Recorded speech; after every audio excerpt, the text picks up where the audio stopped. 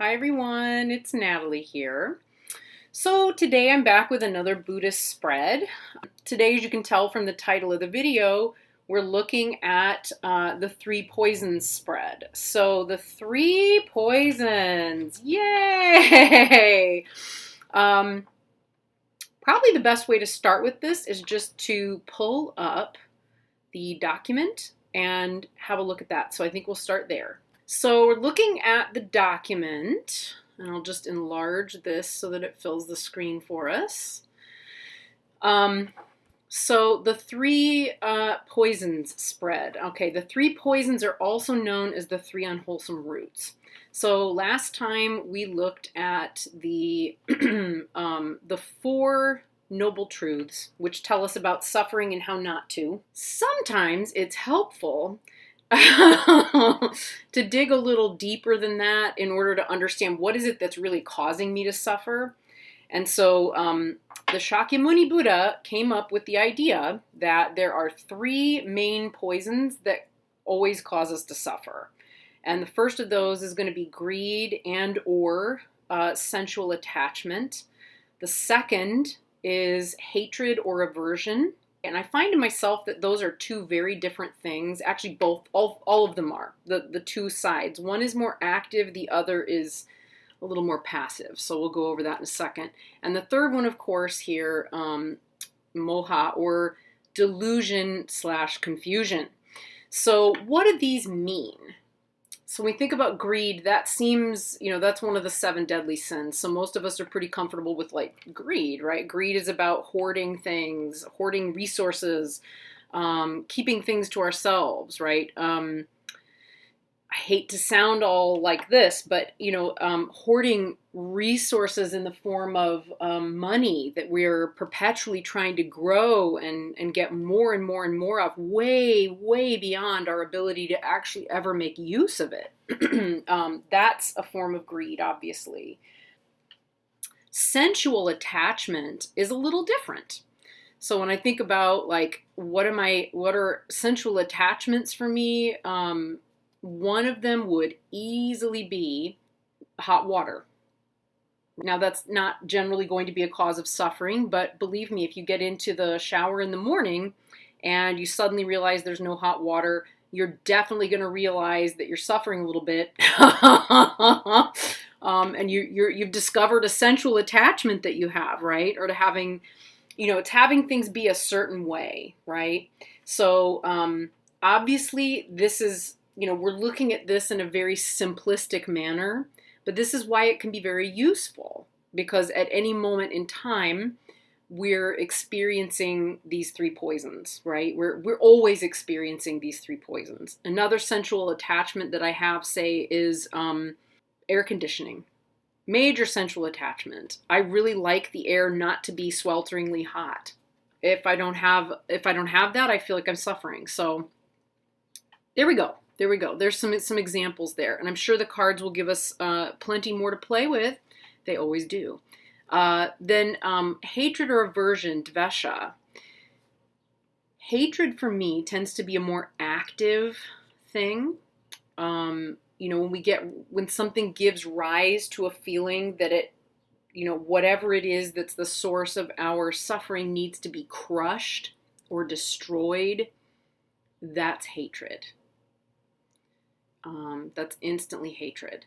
So when we think of it from that perspective, moments where somebody with an opposing, it happens a lot this way in the United States. I think that's a fair comment to make.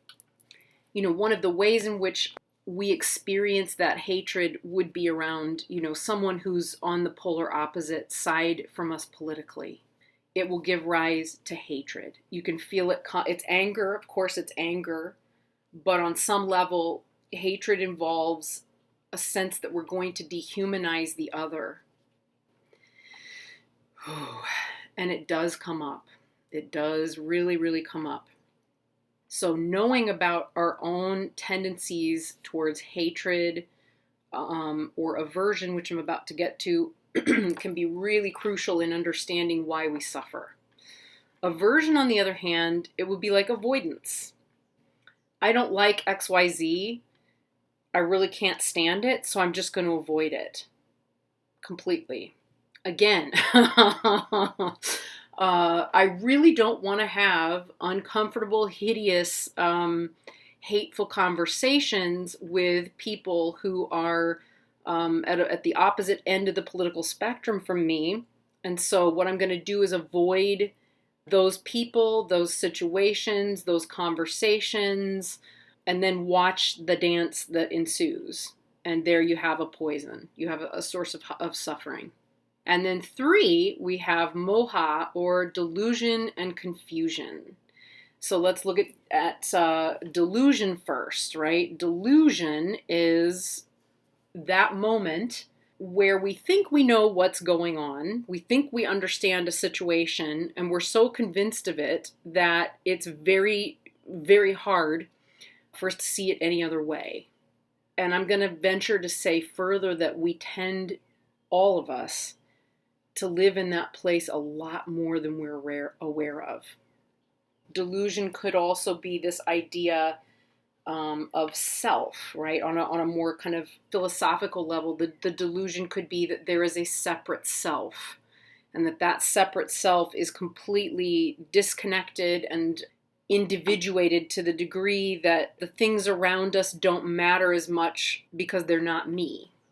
Going to the opposite side of that, we tend to be really enmeshed with other people. Delusion could be, if I don't do XYZ behavior, this person won't love me anymore. Or my boss will think that I'm not working hard enough. Delusion tends to happen in the form of beliefs. It can also arise as a perception of a particular situation or relationship, etc. Confusion, on the other hand, is a little bit more passive. A confusion may be something we don't understand. And therefore, because we don't understand it, we're going to have a tendency to distort it or create sense where there is none, or create sense out of something where we don't have all of the information to create the sense, right? So if you try to say, the reason that the sky is blue is because there are molecules in the sky and they're reflecting blue light through the light spectrum, and it's because of the sun. Someone could, that's partly right. That's partly correct. That's not the whole thing. It's not a deep understanding of the whole thing. It would therefore be easy to then interject something into that clouds appear, I'm just saying that because, obviously I'm using a sky background here. Clouds appear white because there is a crystalline form in there that holds the, I don't know. I'm just making stuff up, but you can see how where you don't have all the information, conflating or making up a story that isn't true, which then becomes a belief, which then leads to the bigger delusion, then becomes possible. And again, it's hard to see it, but we do that all the time. The brain wants to know things. The brain is really, really hooked. A lot of other organs create other things. The bladder creates urine. The kidneys help to create it. The stomach digests food. The eyes take in images. The brain creates ideas. It creates beliefs. It creates reality. So just being aware of that can be enough, right? To step back and just be a little bit more humble about the whole thing. So when we look at the positions here, so these are the Pali words for each of these, right? So Raga translates as greed or sensual attachment and contains both. Dvesha is same thing, hatred and aversion contained both in there. And Moha, delusion and confusion, both contained within that one word. Often the way translation works, isn't it? So the question I came up with for position 1, what is the primary way in which greed and or sensual attachment arises for me? So this helps us get at this concept of roots. Like, what is it rooted in my own perceptions and way of being? And then position 2, hatred or aversion. What is the primary source of hatred and or aversion for me? Again, trying to get to the root. What's the root of it? Because often if we can find the root of the plant, we'll find all of the other plants attached to that root and be able to pull that weed out of the garden more effectively or in a more longer lasting way, right? And then finally, position 3, Moha, delusion or confusion. How are delusion and or confusion most likely to manifest in my mind or perception of situations, myself, other, meaning someone else, etc.? Right? Because there's countless ways in which this can arise. But again, if we can get to the root of what it is, we might be able to unravel the sweater, so to speak. If you want to destroy my sweater, pull this string as you walk away. Okay, so here we go. We're back, and I'm hugging my tarot cards, right? If you want to destroy the sweater. Ironically, though, I'm wearing a Kurt Cobain T-shirt. It's my. I gotta interject some comedy, right? Kurt Cobain was right. We're stupid and contagious. Yeah, it's impossible not to make fun of stuff and find humor in order to keep the mind and heart and soul lighter. All right, so I'm going to do this spread now. I have my my trusty Shadowlands Tarot by Monica Bodirski. It occurred to me the other day I did not put her website or link her YouTube channel, which I think is a good idea, because if you haven't seen her channel and her content, it is really, really good. So she's not just a brilliant artist and creator, but you know, her practice and her content on her channel is fantastic. So I'm going to go ahead and use this as an opportunity to direct people there as well. Because I love to promote other people and their stuff when it's awesome. And yeah, I can't avoid this any longer. No more of the aversion. So I'm going to go ahead and shuffle my cards. Where'd it go? 3 poisons. Okay, so what is the primary way in which greed or sensual attachment arises for me? Always cuts so quickly and easily in these decks. Oh, look at her clinging. Look at her clinging. Wow, this one's going to take some unpacking. As Queen of Pentacles, I mean, yeah, she's got her little pot. It's full of her stuff. It's got her money. I think it's, yeah, source of sensual attachment. I mean, the Queen of Pentacles is very sensory and sensual. God, this is going to be one to meditate on for a while. See, this is how it works. It's unfolding multiple possibilities and things for me to contemplate and look at, right? Yeah, I mean, this time last year, I got myself into a pickle because I realized I had not been sharing my resources with my partner. I wasn't communicating about what money I had available to pay our bills, etc. I was just kind of, and it was unconscious. A lot of it was really unconscious. Yeah, I can become I'm very attached to comfort, like a lot of us are. And I have a tendency, there are certain things in my life where I'm like, this is mine. I don't want to share it. Food could be included in this. Food could definitely be included in this. And I've realized recently my tendency to bury I like sugar. Let's be real. I like sugar. I especially like chocolate. And I mean, really, really, oh, it's so freaking good. I want it all the time.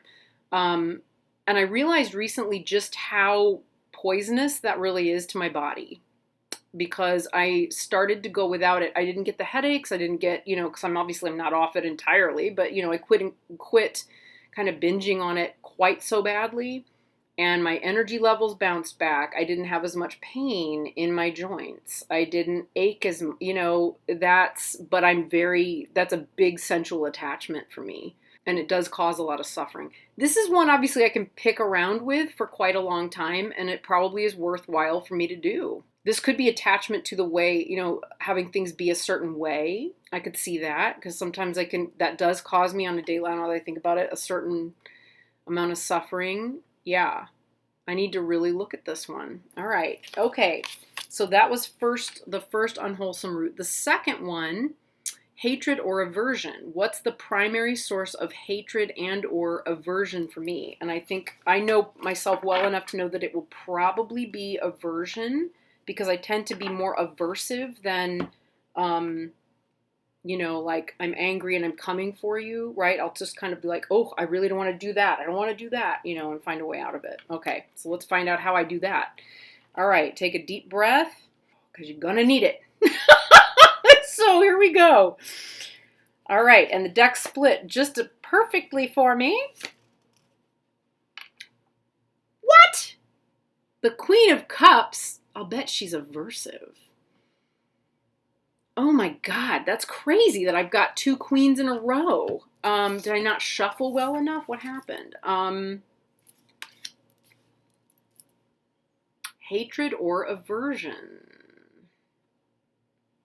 It's gonna, as I'm editing, we may see language down here. Sometimes when I'm editing, I suddenly can see what I couldn't when I was, when I was stunned by the what? What does that mean? I think too, this might be one of those where pulling some confirmation cards might not be the worst idea, because it will give us greater sense of detail, right? So I'm going to do that. So really?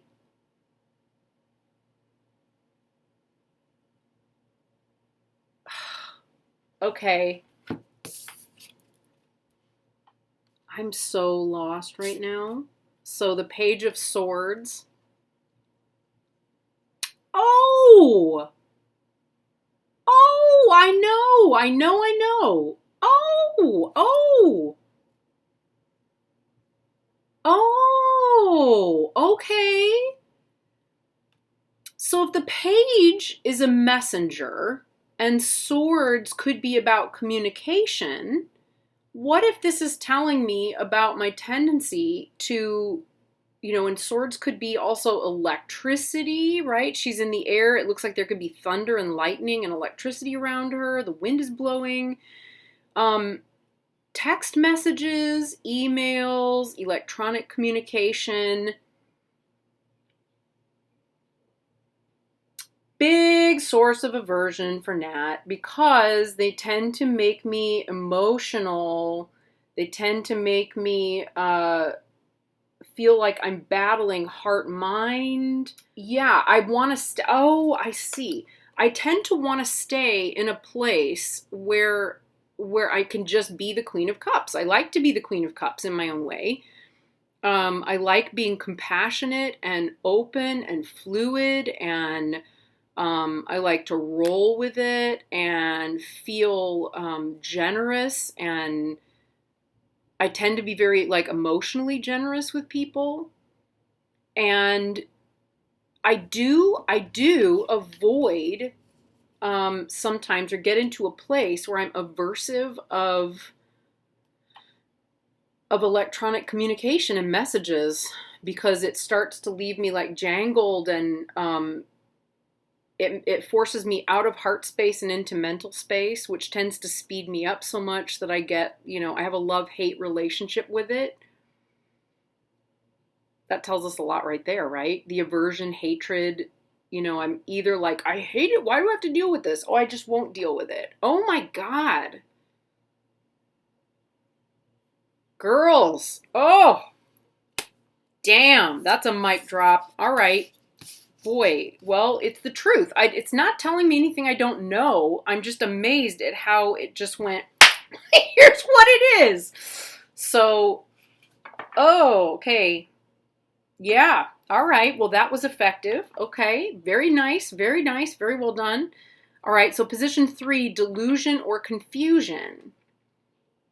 So how are delusion and confusion most likely to manifest in my mind or perception?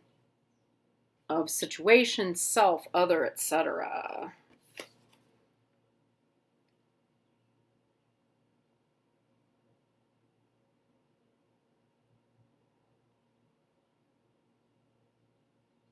I have no idea. I'm holding my breath. Wow,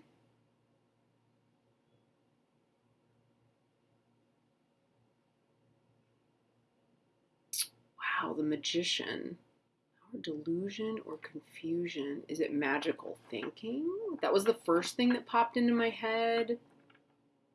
God, I'm sure that when I go back to Monica's book and start reading these, I will have like, who knows how many moments of holy shit that come up. Delusion or confusion.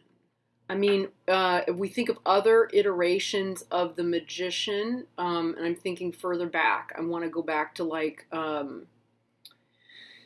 TDM fool. We're talking about someone, who is a bullshit artist. Is there could be ways in which I'm bullshitting, and bullshitting about or making things up where I don't know all the truth about it.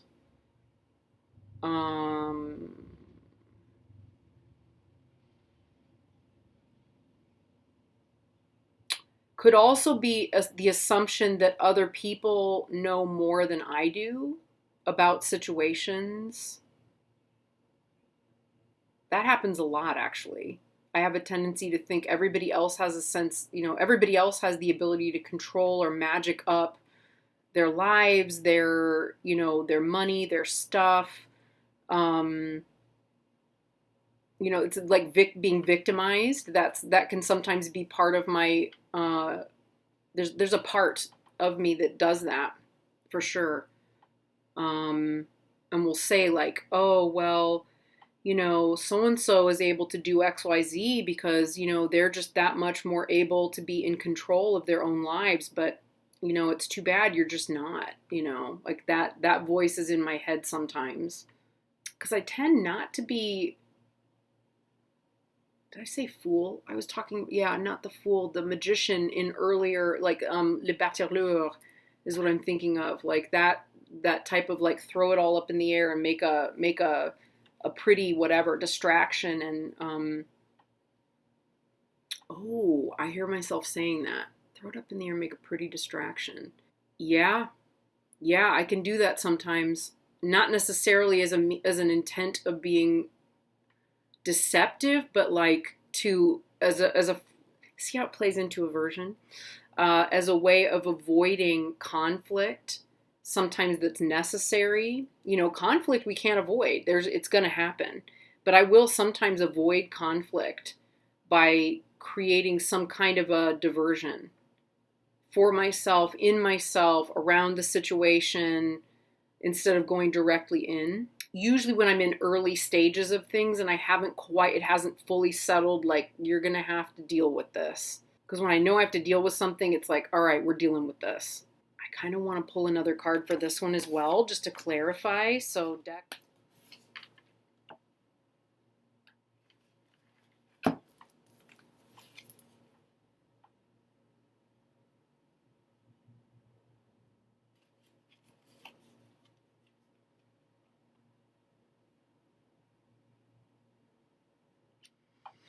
I'm sure I will have cut some of this because I've been sitting here staring and squinching for quite a while. I wonder if the King of Wands represents patriarchy. Right. If I think about the magician as someone that's empowered, I'm feeling the energy of this magician as reversed. I don't have any reversed cards right now in this deck, but this is how I am experiencing. Definitely, right? So if we look at it this way, like someone else is the Lord over me, or I need approval. That's probably a big part of it, is the needing approval. And I need to spend some more time with these cards. So you can see there's a lot of space here for self-reflection. The ability to understand your own motivations and ideas a lot better. and really ultimately see and read the cards from a place that we might not normally see or read them as well. Wow, that turned out totally differently than I thought it would. I don't know what I expected. I would recommend, okay, so part of why for these two spreads I have been using this deck is because it's really balanced, right? So it is the Shadowlands Tarot, so some of the decks that could be really dark, or sorry, some of the cards that could be really dark have been lightened just a little bit to bring balance to them. Similarly, even the Sun card in here, I had it pulled out the other night when I was talking about this deck with Tom. Come on, there we go. Even the Sun card in this deck is a little, you know, it's the Sun, but the Sun's like, meh, right? So it's very, I experience it as being extremely balanced, right? There's a good hearty balance to the illustration. It's also got kind of a delightful, curious, childlike voice to it that's extremely honest. It doesn't hold anything back, but it doesn't kind of sucker punch you or punch you in the gut the way some decks kind of feel as though they do. So that is why I chose this deck. So I would suggest choosing a deck, whether it's an oracle deck. That could be a really interesting exercise, actually, be to take a completely different type of oracle deck. Ooh, layer it up, layer up the oracle deck, and that would be brilliant. Layer up an oracle deck and a tarot deck, you know, with just those 3 cards. Kasia from Tarot Map offers a brilliant course for working with multiple decks to unpick something. So, and she works with trios quite a lot in that course. So those are just some ideas and ways that you could unpick it. Those are some ways I may unpick it later. But yeah, choose something that will speak to you honestly, but choose something that will speak to you with a sense of humor or with a sense of softness to it, so that it's a message you can take without immediately rejecting it. Yeah. All right, this is probably way too long. I've got my work cut out for me editing it down. But thanks, everybody, and I will see you again very soon. Bye.